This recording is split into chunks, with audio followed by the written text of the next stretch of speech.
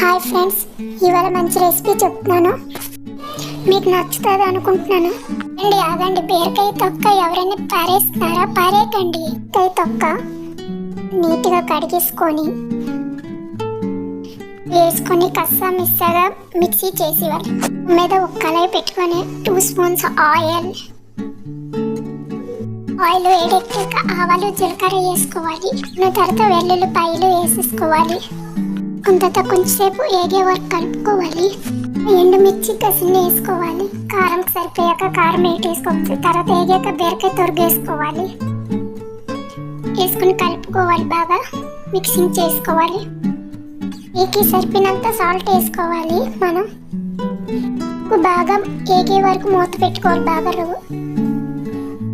వేపించుకోవాలి. ఈ రైస్తో తింటే చాలా బాగుంటుంది. ఇది ఎంత మందికి తెలుసో నాకు కామెంట్ రూపంలో చెప్పండి ఫ్రెండ్స్. చేయండి, షేర్ చేయండి, సబ్స్క్రైబ్ చేయండి, బెల్ కొట్టడం మర్చిపోకండి. మరిన్ని అప్డేట్లు మీకు ఇస్తాను. Thank you friends. ప్రిన్సెస్ అశ్వితకి సబ్స్క్రైబ్ చేయమని.